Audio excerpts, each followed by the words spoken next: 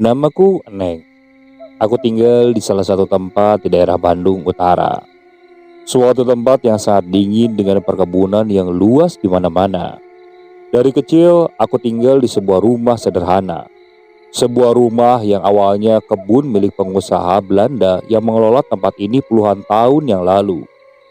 Bandung Utara memang banyak sekali kebun-kebun dan rumah-rumah Belanda.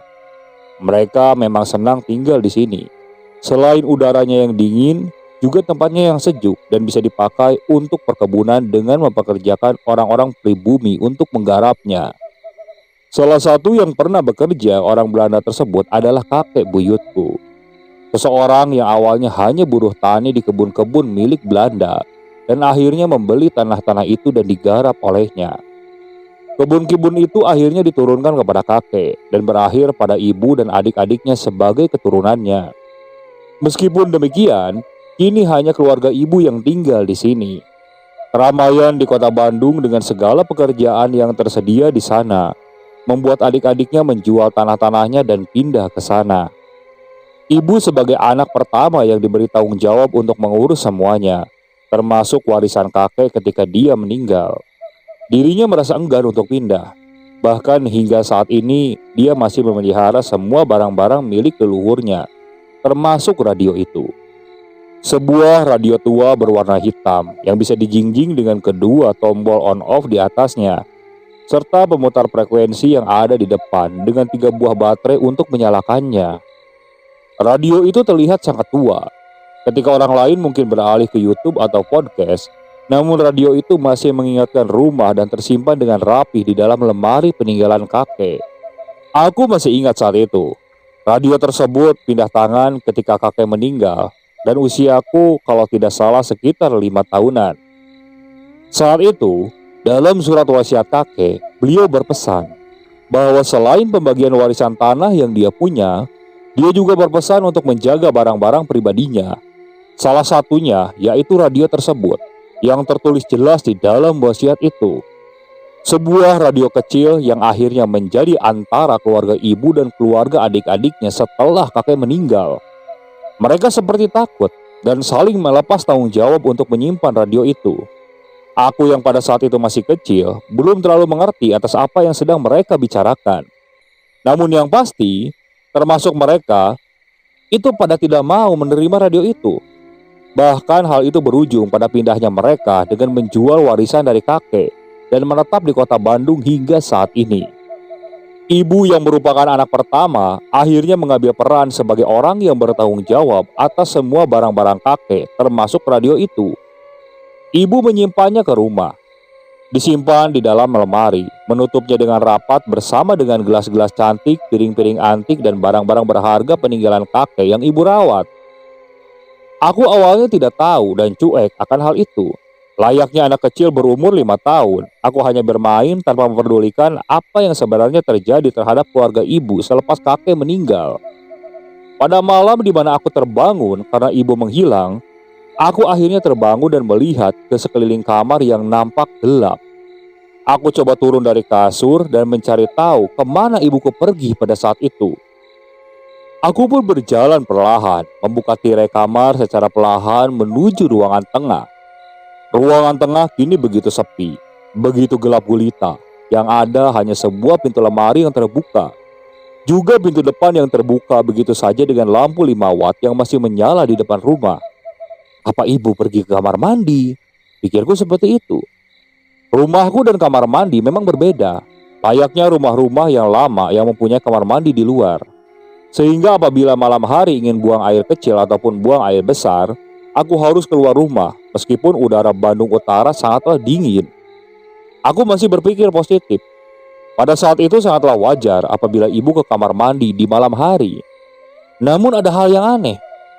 Ketika aku nengok ke arah lemari, radio yang seharusnya tersimpan di sana kini hilang. Apa ibu ke kamar mandi sambil bawa radio? Pikirku dengan nada polos. Wajar aku berpikir seperti itu, karena kamar mandi yang letaknya di sekitaran beberapa meter dari rumah memanglah gelap ketika malam. Apalagi di sekeliling kamar mandi tersebut, itu dikelilingi oleh kebun. Sehingga mungkin saja ibu keluar dan membawa radio tersebut untuk dinyalakan. Ya tujuannya tak lain mungkin untuk mengusir sepi atau menghilangkan rasa takut yang dia rasakan ketika berada di luar rumah. Aku yang penasaran akhirnya berbalik ke arah lemari, coba mencari tahu apakah benar cuma radio itu yang hilang. Jujur, aku takut.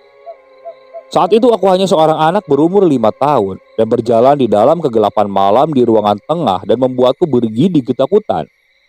Entah mengapa, seperti ada sesuatu yang menarikku sehingga aku pun berjalan perlahan mendekat ke arah lemari itu. Namun tiba-tiba ada sebuah tangan yang menyentuhku dari dalam kegelapan. Tangan itu menempel ke pundakku dan memegangku dengan erat. Sontak aku berbalik dan melihat sesuatu di balik belakangku. "Neng, nah bangun," tanya ibuku yang tiba-tiba muncul dari belakang. "Sudah, Neng mah bobo lagi. Dingin malam mah, nanti Neng sakit," katanya dengan nada sedikit panik. Entah mengapa, ibu seperti tergesa-gesa dan langsung menggendongku pada saat itu, membawanya kembali ke kamar dengan sedikit berlari. Ia beberapa kali menengok ke arah pintu rumah yang masih terbuka sambil menyuruhku untuk kembali ke kamar. Aku tak bisa melihat raut wajah ibu karena gelap.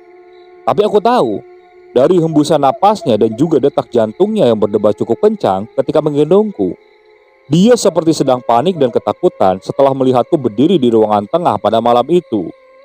Ibu menggendongku dengan segera meninggalkan pintu lemari dan pintu rumah yang masih terbuka begitu saja. Dia seperti tidak peduli akan hal itu dan lebih memilih untuk membawaku ke kamar dengan sedikit berlari. "Mah, itu pintunya kok belum ditutup?"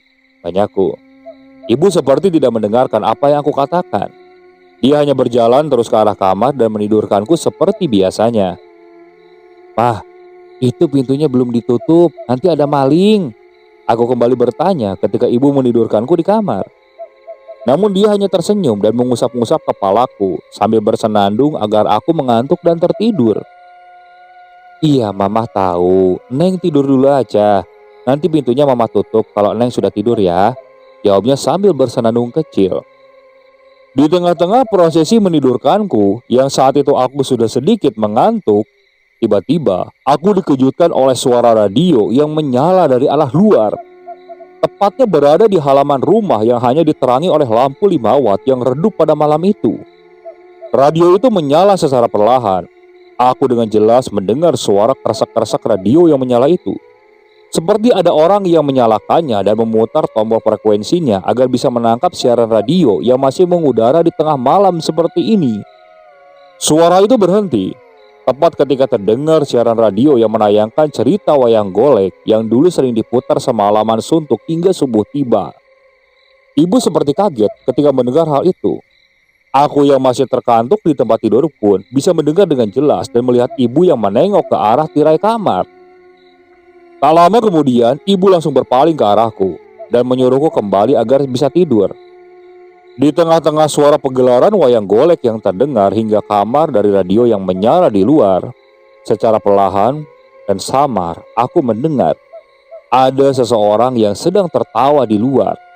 Tapi itu bukan suara tawa dari dalam radio, tapi seperti ada suara lain yang sedang menertawakan pagelaran wayang golek yang ada di radio itu. Sebuah tawa dengan nada yang berat, seperti orang tua yang tertawa namun terdengar sangat menyeramkan. Beberapa kali aku lirik ke arah tirai kamar. Beberapa kali pula ibu tampak memastikan aku harus cepat tidur pada malam itu. Aku tidak bisa melihat dengan jelas apakah ibu dalam kondisi panik atau tidak pada saat itu. Namun yang pasti, dia seperti berusaha agar aku cepat tidur.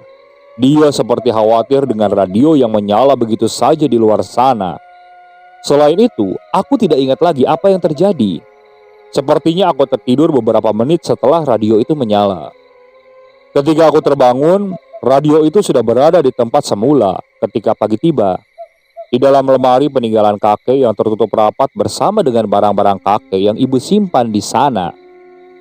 Rupanya, hal itu bukan hal terjadi satu kali saja. Beberapa kali aku melihat ibu keluar di tengah malam dengan pintu lemari yang terbuka.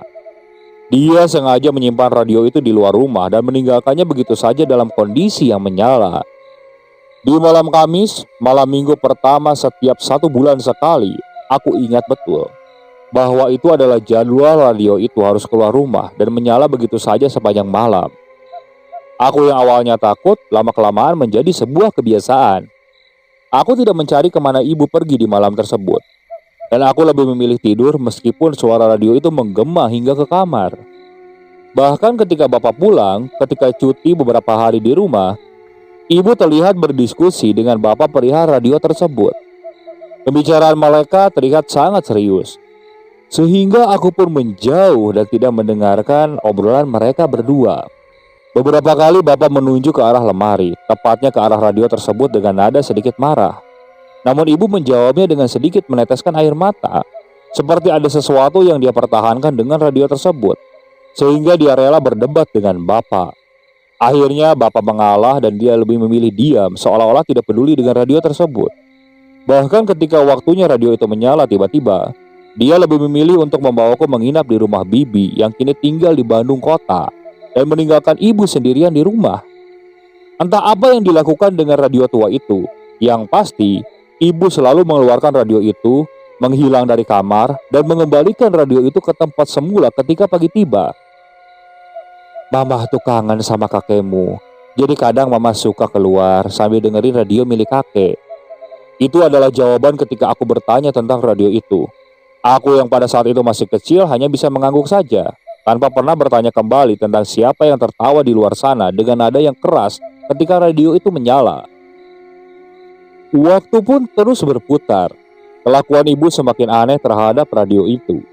Aku yang pada saat itu masih kecil, seringkali mengambil piring dan gelas-gelas kepunyaan kakek yang mempunyai ukiran cantik untuk mainan masak-masakan bersama teman-teman. Salah satu temanku yang bernama Ayu sempat melihat radio tua itu dan mengambilnya untuk dijadikan mainan bagi kita bermain di sana.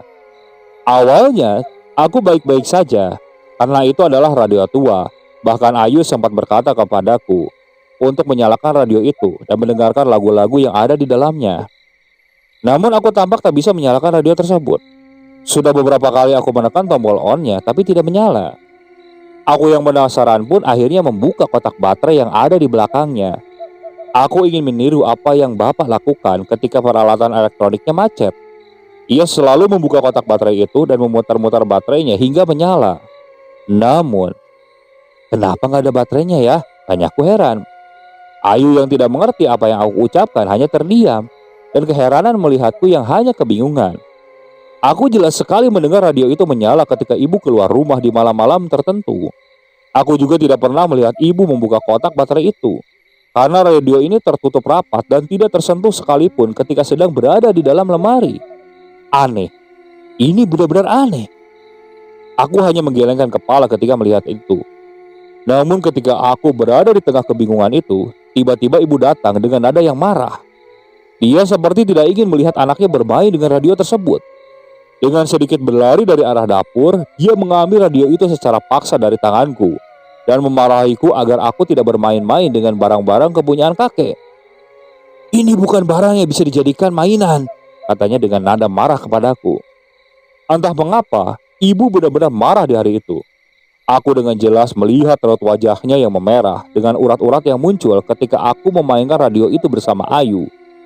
Bahkan saking marahnya, dia mengusir secara halus Ayu agar pulang ke rumahnya dan tidak lagi bermain denganku. Baru kali ini aku melihat ibu begitu marahnya gara-gara sebuah radio tua. Aku pun menangis terseduh-seduh di sana.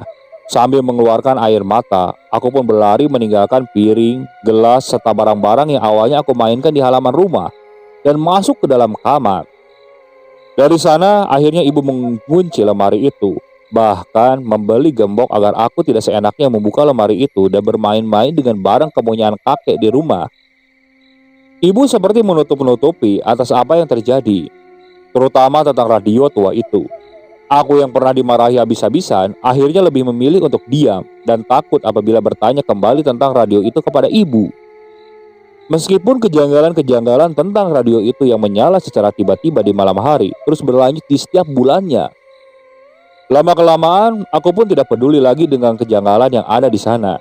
Aku coba untuk hidup dalam kejanggalan tersebut dan hidup layaknya anak kecil pada umumnya. Bahkan lemari yang awalnya dikunci gembok oleh ibuku, kini dibuka lagi. Karena dia yakin Aku tidak akan lagi bermain-main dengan barang peninggalan kakek setelah aku dimarahi olehnya pada saat itu. Tak terasa, aku pun kini sudah duduk di kelas 4 SD, di mana pada saat itu aku sudah tidak mau lagi satu kamar dengan ibuku. Sehingga aku meminta bapak untuk membuatkan kamar seperti layaknya anak cewek pada umumnya. Kamar berwarna pink dengan dinding bergambar Hello Kitty dan meja belajar yang aku damba-dambakan. Seminggu pun berlalu, akhirnya ruangan tengah yang awalnya luas kini menjadi sedikit sempit. Lemari yang isinya radio itu dengan barang-barang kepunyaan kakek pun kini bergeser, namun masih menempel di dinding yang menjadi kamarku pada saat itu. Kamarku hanya tertutup oleh lemari itu dan dinding triplek yang dicat menyerupai dinding berwarna putih. Bapak yang hanya pekerja swasta di salah satu pabrik di Bandung kota, tampaknya tak punya uang untuk menutup kamarku dengan dinding tembok. Tapi aku benar-benar bahagia mempunyai sebuah kamar kecil yang aku damba-dambakan. Apalagi dengan dinding kamar yang Bapak cat berwarna pink dan meja belajar baru yang sengaja Bapak beli dari uang gajinya, membuat aku semakin senang. Namun entah mengapa ketika aku mulai menempati kamar itu, ekspresi ibu sedikit ketakutan karena dinding kamar yang aku tempati sangat dekat dengan lemari yang berisi radio itu. Sehingga tak lama setelah aku memindahkan semua baju-bajuku ke sana, ibu tiba-tiba membuka lemari itu dan mengambil radio itu dan menyimpannya entah di mana. Dia mengambil radio itu menyimpannya di salah satu laci di dalam lemarinya, lalu menguncinya dengan rapat dan menggantung kuncinya di paku yang berada di dalam kamarnya. Ibu bilang kalau radio itu akan dia simpan di lemari bajunya. Meskipun lagi-lagi aku menemukan kejanggalan atas apa yang ibu katakan saat itu. Apakah ibu melakukan hal tersebut karena kamarku dekat dengan lemari itu? Atau mungkin ada alasan lain atas apa yang ibu lakukan terhadap radio itu? Entahlah, aku tidak tahu kenapa ibu melakukan hal tersebut. Karena hanya radio itu yang diambil. Sedangkan barang-barang peninggalan kakek lainnya masih berada di dalam lemari tersebut. Beberapa malam pun berganti. Aku yang terbiasa tidur di kamar bersama ibu dan bapak seketika dia libur bekerja, kini terasa sepi ketika aku menempati kamar ini. Maklum saja, aku masih belum terbiasa dengan situasi ini. Meskipun aku sudah mempunyai kamar sendiri, tapi aku belum bisa untuk tidur tanpa ada ibu yang menidurkanku di sampingku. Apalagi malam ini terasa sangat dingin. Aku hanya bisa memandangi gambar-gambar di dinding dengan lampu kamar berwarna hijau kecil yang menyala di dalam kamar. Aku memang sengaja meminta bapak memberikan lampu kamar, sehingga ketika aku tidur, kamar tidak terasa gelap karena masih ada satu titik cahaya kecil yang redup ketika lampu kamar dimatikan.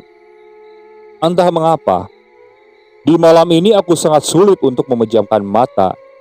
Aku hanya bisa tiduran di kamar tanpa bisa tertidur, seperti ada sesuatu yang membuatku terbangun, meskipun aku sudah beberapa kali untuk mencoba tidur malam itu. Aku bahkan sudah melakukan berbagai hal agar aku bisa tidur. Membaca buku, bermain dengan boneka yang selalu menemaniku ketika aku tidur di kasur. Bahkan aku coba untuk mematikan lampu tidurku agar ruangan menjadi gelap dan aku bisa tidur di sana. Namun semuanya gagal. Tubuhku seperti dipaksa untuk tidak tertidur malam itu. Bahkan tak terasa, waktu sudah menunjukkan pukul 11 malam ketika aku berada di dalam kamar. Di tengah-tengah kebingunganku karena aku tak bisa tidur pada malam itu, tiba-tiba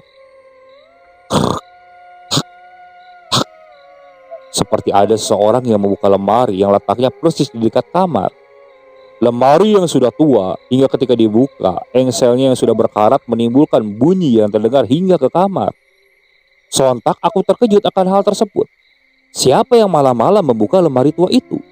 Apa itu ibuku? Gumamku seperti itu. Tapi kenapa ibu membuka lemari itu? Bukannya radio itu sudah dia pindahkan? Apalagi sekarang bukan waktunya radio itu menyala. Aku yang penasaran akan hal tersebut akhirnya bangun dari kasur. Aku berjalan perlahan mendekati tirai kamar yang menjadi pembatas kamarku dengan ruangan tengah. Apa yang aku pikirkan sepertinya benar, karena nampak ada sebuah bayangan yang berdiri di depan lemari itu. Aku bisa dengan jelas melihat bayangan itu dari balik tirai kamar. Sepertinya itu memang ibu. Tapi ngapain lagi dia buka lemari itu? Kan radionya sudah dipindahkan. Aku yang penasaran akhirnya kembali berjalan ke ruangan tengah. Apalagi kali ini aku memanggil ibu sambil membuka kamarnya. Bu, ibu, aku memanggilnya dengan pelan. berusaha memastikan itu adalah ibu yang memang sedang membuka lemari tua itu. Namun, aku terdiam sejenak, tepat ketika aku membuka tirai kamar karena aku tidak melihat siapapun di sana. Aku tidak menemukan ibu yang terlihat dari tirai kamarku. Aku tidak melihat apapun yang berdiri di depan lemari tua itu. Semuanya nampak kosong, seperti tak ada apapun di ruangan tengah. Yang ada hanyalah pintu lemari yang terbuka dengan radio tua yang entah mengapa kini muncul lagi di dalam lemari setelah ibu pindahkan beberapa hari yang lalu. Tentu saja, hal itu membuatku terdiam. Tubuhku terasa kaku dan kesulitan untuk bergerak. Napasku mendadak menjadi berat dengan jantungku yang berdetak dengan cepat. Aku benar-benar ketakutan atas apa yang aku lihat tadi. Siapa yang berdiri di sana? Lalu kenapa radio itu bisa kembali lagi ke dalam lemari tua itu? Keringat dingin seketika muncul dan membasahi punggungku. Butuh beberapa menit agar aku bisa sadar bahwa aku melihat bukanlah sesuatu yang normal. Tak lama aku berteriak sambil berlari ke arah kamar ibu untuk membangunkannya dengan sedikit menangis. Aku langsung melewati lemari yang terbuka itu dan belok ke kamar ibu dengan tergesa-gesa. "Bu, ibu, radio itu bu, radio itu seperti ada yang membawanya dan menyimpannya lagi di dalam lemari tengah bu," kataku sambil menggoyang-goyangkan tubuh ibuku dengan nada sedikit menangis. Hal itu tentu saja membuat ibuku bangun dan sedikit terkantuk-kantuk dia mendengar apa yang aku bicarakan. Dan ketika sadar bahwa aku membicarakan tentang radio tersebut, tiba-tiba dia kaget dan seketika terbangun sambil mengambil kunci lemari yang menggantung di dinding. Dia seakan tidak percaya atas apa yang aku katakan. Ibu langsung membuka lemari itu dan membuka laci yang ada di dalamnya. Ibu tiba-tiba terdiam. Tepat ketika dia membuka lemari kecil itu, raut wajahnya mendadak pucat. Bahkan dia sempat menoleh ke arahku, masih menangis di kasurnya dengan kondisi yang ketakutan. Radio yang dia pindahkan dan dia simpan di dalam lemari kamar kini menghilang. Dia tidak menemukan radionya di sana. Ibu yang memastikan apa yang aku ucapkan langsung keluar kamar, meninggalkanku di sana sendirian. Sebelum akhirnya kembali dengan napas yang terengah-engah setelah memastikan bahwa apa yang aku katakan adalah sebuah kenyataan. "Sekarang kamu tidur bareng ibu aja di sini. Jangan tidur di kamar dulu. Jadi sekarang jangan nangis lagi ya.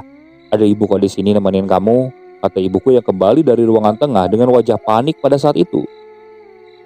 Hingga pagi pun tiba. "Neng, bangun, sarapan, sudah siap?" Aku kembali terbangun ketika pagi tiba. Tercium aroma masakan buatan ibu yang membuatku langsung membuka mata dan duduk di atas kasur di pagi itu. Tak lama ibu membuka tirai kamarnya dan mengajakku untuk keluar kamar sambil tersenyum. Dia sepertinya sudah melupakan kejadian yang kemarin dengan wajahnya yang pucat, karena aku melihat ibu kini menjadi biasa lagi.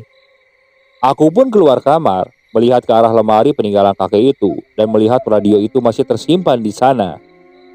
Tapi kali ini ketika aku melihatnya, sedikit lama pandanganku tiba-tiba teralihkan olehnya.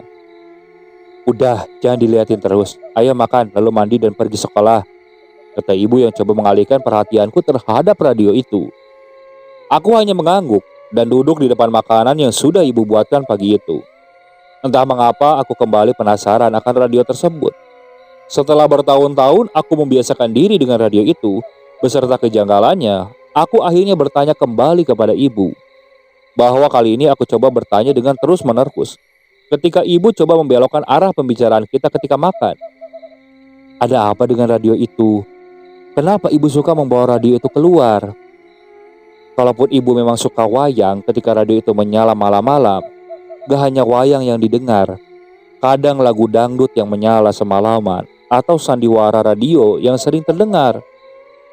Aku juga bahkan bertanya, suara tertawa yang terdengar sampai dalam kamar itu suara siapa? Lalu kenapa ketika aku dibuatkan kamar, ibu memindahkan radio itu ke lemari kamar dan menyimpannya di dalam laci? Pertanyaan demi pertanyaan aku lontarkan. Beberapa kali pula ibu menjawab sambil terbata-bata.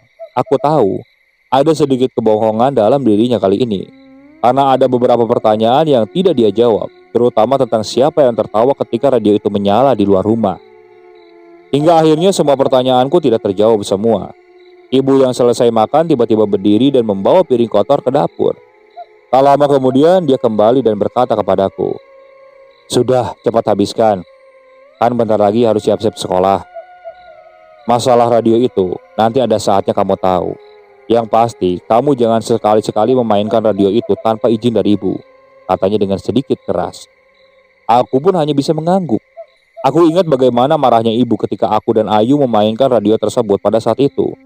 Dan kali ini aku diingatkan lagi akan hal itu. Hingga akhirnya aku lebih memilih untuk diam kembali dan menyelesaikan sarapanku sebelum aku bersiap-siap kembali pergi ke sekolah pagi itu.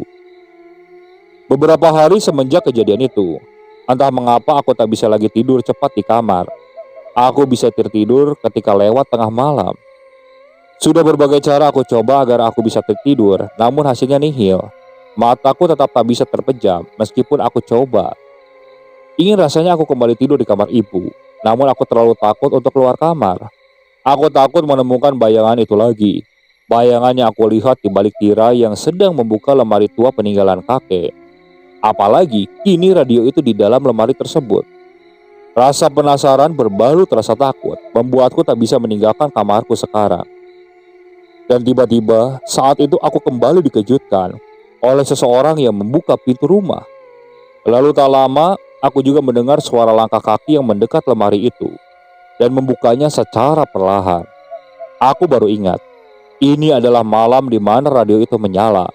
Sehingga mungkin saja ibu kini mengeluarkan radio itu dan menyimpannya di luar. Benar saja, ketika aku melihatnya dari balik tirai, aku melihat ibu yang berjalan keluar sambil membawa radio itu. Dia menyimpannya di halaman seperti biasanya dan kembali ke ruangan tengah dan duduk di sana. Dia duduk dengan tubuhnya yang menyender ke arah tembok rumah. Matanya yang terkantuk-kantuk terlihat jelas dengan rambut panjang yang terlihat acak-acakan malam itu. Dia menunggu radio itu menyala seperti yang terjadi bertahun-tahun ini.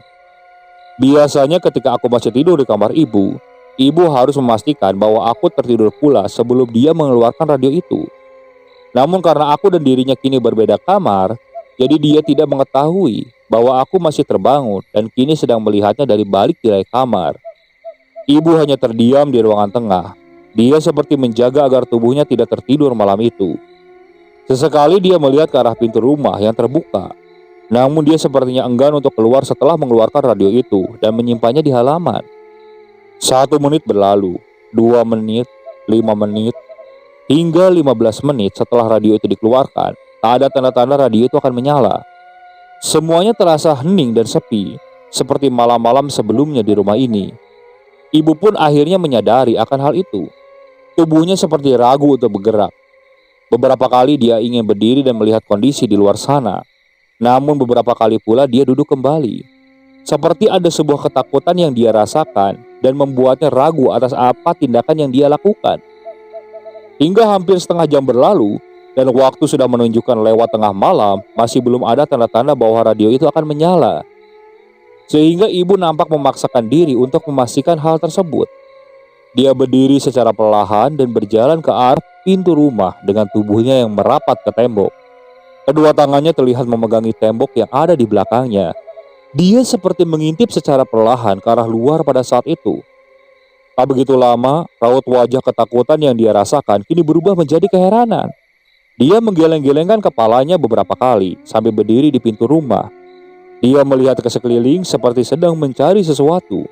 Sebelum akhirnya dia keluar dan mengambil kembali radio itu dan membawanya kembali masuk ke dalam rumah dengan tergesa-gesa.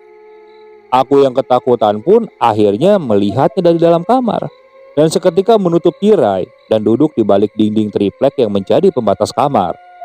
Namun, aku bisa mendengar langkah kaki ibu berjalan dengan terburu-buru sambil bergumam dengan pelan pada saat itu. "Kenapa kakek buyut gak datang?" katanya sambil menyimpan radio itu ke dalam lemari peninggalan kakek. "Kenapa ibu berbicara seperti itu? Bukannya kakek buyut sudah lama meninggal?" gumamku yang duduk di balik dinding triplek kamar yang tipis. Tentu saja, hal itu menjadi pertanyaan bagiku.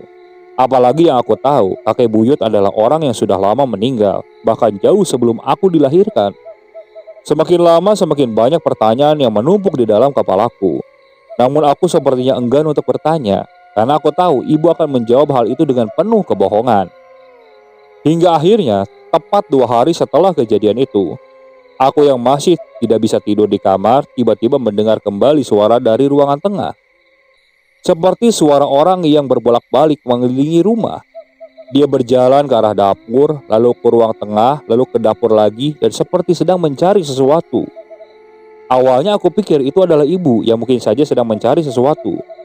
Aku sadar, ibu yang umurnya hari semakin tua membuatnya terkadang melupakan sesuatu, sehingga dia sering mencarinya dengan mengelilingi rumah.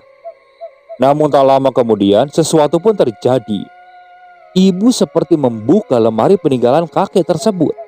Suara decit engsel kayu yang sudah sedikit karatan membuatku bisa mendengarkannya dengan jelas. Tak lama kemudian, terdengar suara siaran dari radio tersebut. Suara radio itu tiba-tiba terdengar olehku.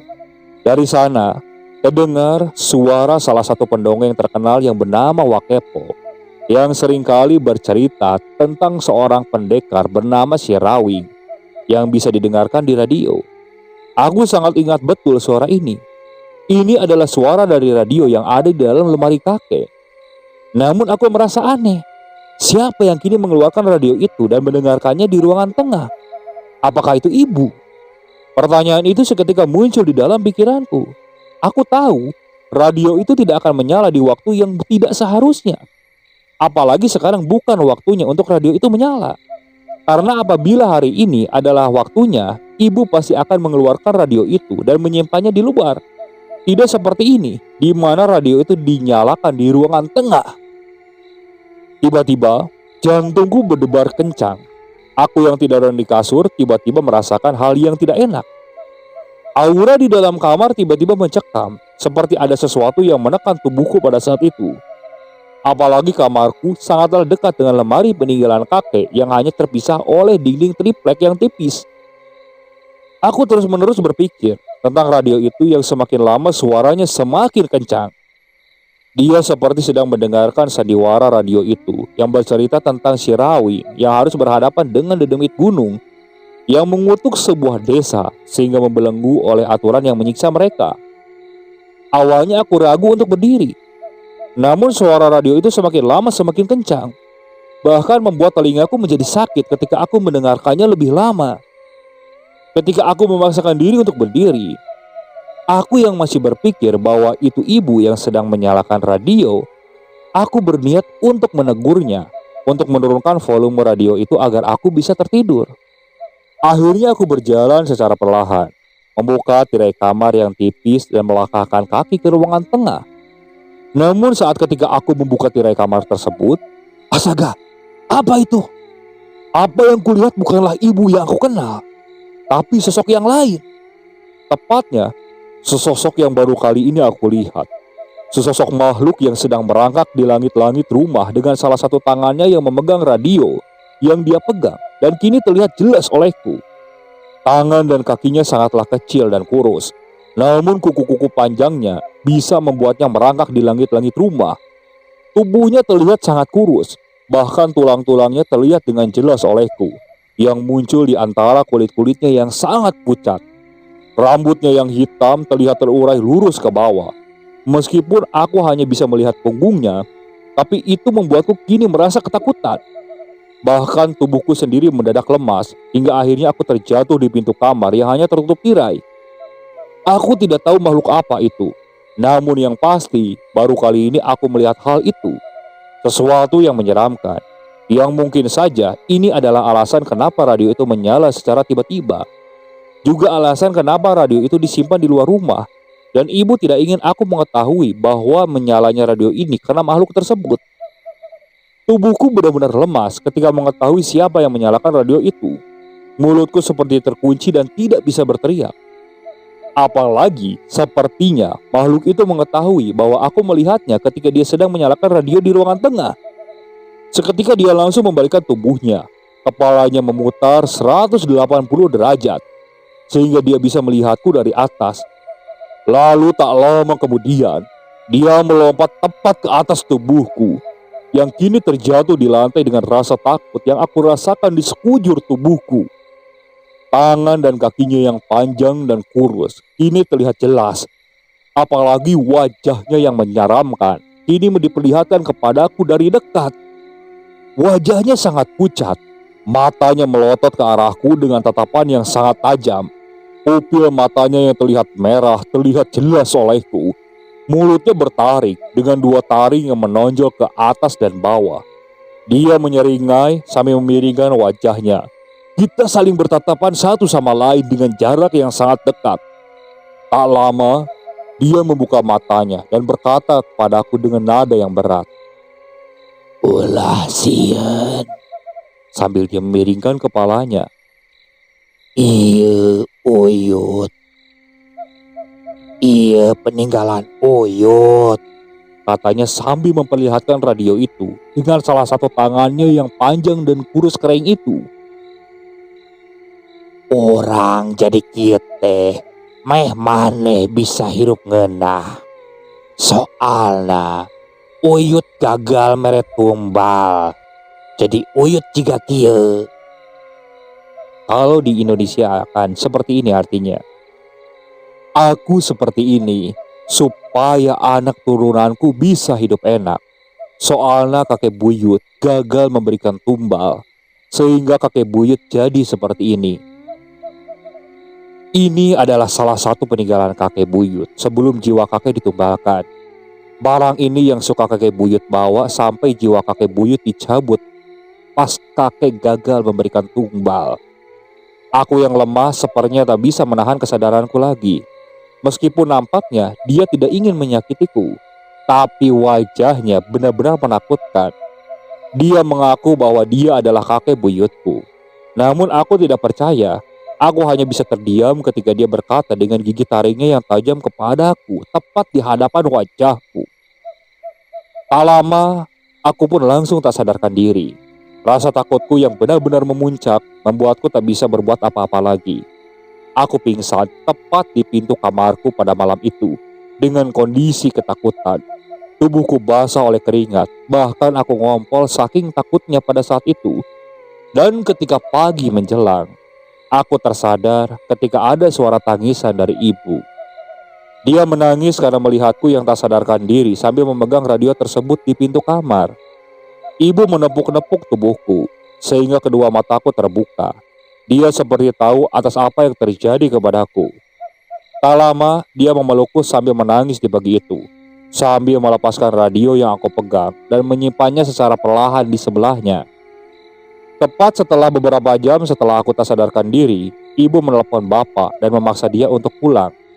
Bapak yang panik langsung berangkat dari tempat kerjanya dan pulang ke rumah di hari itu. Di sana bapak langsung berkata kepada ibu bahwa sudah saatnya aku tahu tentang radio itu. Seperti halnya bapak yang pertama kali tahu ketika menikah dengan ibuku sewaktu kakek masih ada. Jujur, aku heran atas ucapan bapak. Sepertinya bukan aku saja yang mengalami sesuatu yang menyeramkan tentang radio itu. Namun bapak yang merupakan orang luar dari keluarga ini pun mengalami hal yang sama. Akhirnya, aku, ibu, dan bapak duduk bersama. Awalnya mereka terdiam dan saling bertatapan, mencoba merangkai kata yang tepat untuk memberitahukan tentang apa yang ada di balik radio itu.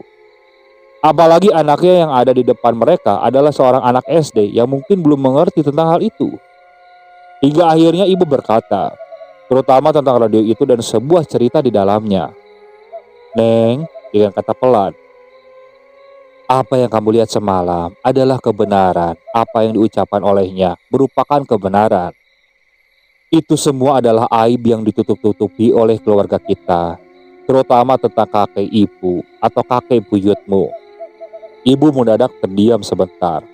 Dia seperti mencoba merangkai kata lagi, agar aku mengerti ketika ibu menjelaskan hal tersebut. Kakek buyutmu yang dulu merupakan buruh tani di sekitar sini, dan berakhir dengan membeli tanah-tanah di sekitar ini. Bukan tanpa sebab dia melakukan usaha yang lain supaya dia cepat kaya raya.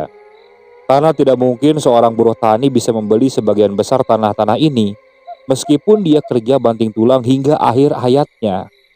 Namun dia melakukan sesuatu yang membuat dia kaya raya, melakukan sebuah perjanjian dengan sesuatu yang salah.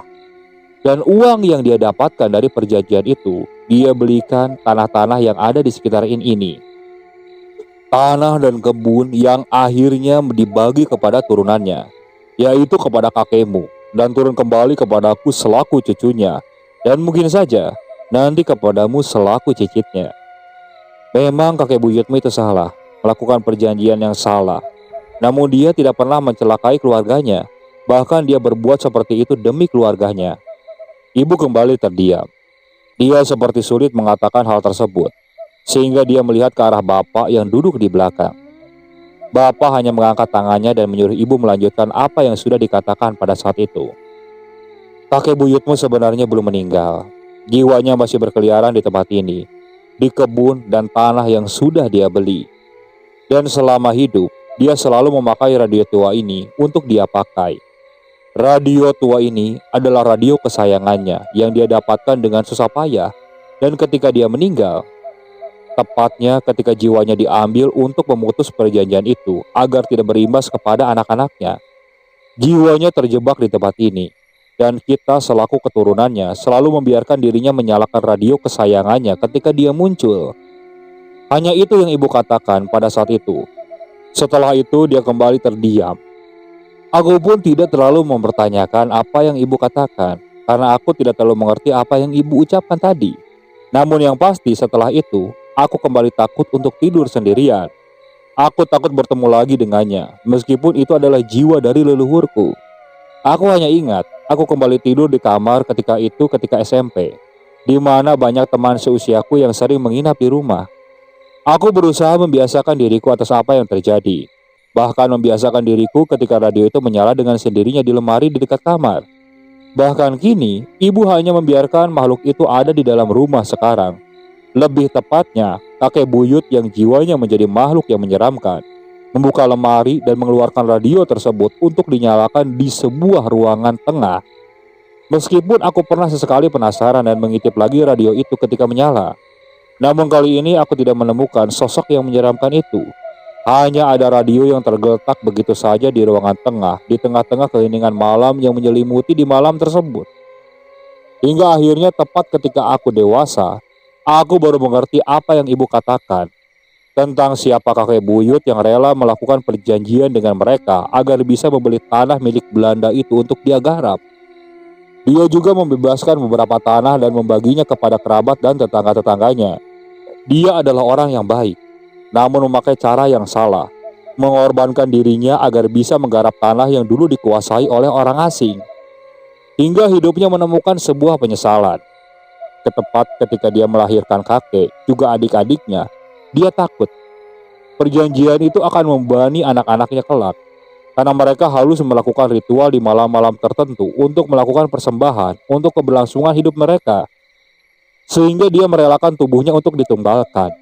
Dia sengaja melakukan itu untuk memutus mata rantai perjanjian tersebut. Sebelum meninggal, dia berpesan kepada kakek dan adik-adiknya untuk menyimpan satu benda yang harus ada di samping dirinya ketika dia meninggal. Awalnya, kakek dan adik-adiknya tidak mengerti. Mereka kebingungan atas benda apa yang harus ada di samping kakek buyut pada saat itu. Tak lama, ajalnya pun tiba. Jiwanya direnggut paksa, sehingga meninggalkan tubuhnya yang kosong seperti orang yang sudah meninggal. Namun entah mengapa, sebuah radio yang ada di dalam kamar tiba-tiba menyala, tepat ketika jiwanya direnggut paksa sebagai syarat pemutus perjanjian dengan mereka. Radio itu adalah radio yang ada di dalam lemari peninggalan kakek. Jadi anggapan ibu tentang jiwa kakek buyut bergentayangan dan melayang-layang tak tentu arah di tanah-tanah yang dia beli adalah sesuatu yang tidak benar. Aku baru mengetahui bahwa jiwa kakek buyutlah yang terjebak di dalam radio itu, entah sampai kapan. Bahkan hal itu pula lah yang menjadi alasan adik-adik ibu tidak mau mengurus radio itu tepat setelah kakek meninggal. Karena hampir seluruh keluarga besarku, termasuk semua menantu-menantunya, pernah melihat sosok kakek buyut yang menyeramkan itu. Setidaknya satu kali dalam hidupnya, termasuk aku, yang aku tuangkan dalam cerita ini. Sekarang, setelah aku dewasa dan mempunyai penghasilan sendiri ketika aku bekerja, aku membuat sebuah gudang kecil di belakang rumah. Gudang yang aku buatkan untuk barang-barang peninggalan kakek. Dan ketika gudang itu selesai, aku memindahkan semua barang-barang peninggalan kakek beserta lemari tuanya. Aku takut, kalau aku hanya memindahkan radionya saja, aku takut radio itu kembali ke tempatnya semula. Sehingga aku memindahkan semua barang-barang peninggalan kakek tanpa terkecuali. Aku pun sempat memanggil beberapa teman-temanku yang mempunyai teman lain yang bisa membuat pagar gaib di sekitaran gudang. Tujuannya agar makhluk itu, tepatnya atau jiwa kakek buyut, tidak sampai menampakkan diri lagi. Dan rupanya hingga hari ini hal itu berhasil dilakukan. Karena di rumahku sekarang tidak ada satupun barang peninggalan kakek buyut semasa hidupnya. Semuanya aku simpan di gudang dan kukunci rapat-rapat. Pintunya aku gembok dan tidak pernah aku buka hingga saat ini. Lebih tepatnya hingga kedua orang tuaku meninggal. Dan aku jadi pemilik rumah ini beserta suamiku dan anakku sekarang.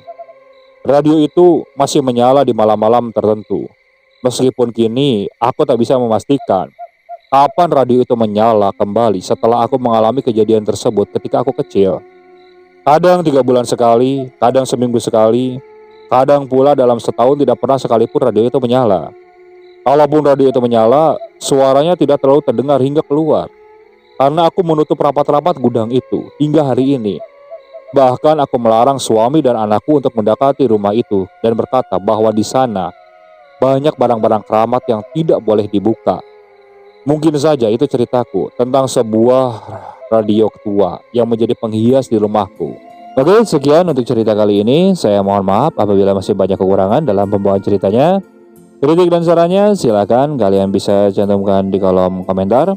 Tak lupa saya juga ucapkan terima kasih kepada narasumber yang sudah membagikan kisahnya, termasuk para penonton yang sudah mampir dan mendengarkan cerita dari channel Rentera Keramat ini. Semoga kalian selalu diberikan kesehatan, dilancarkan rezekinya, dan dijauhkan dari musibah. Terus ikuti cerita yang dibawakan oleh channel Rentera Keramat ini. Assalamualaikum warahmatullahi wabarakatuh.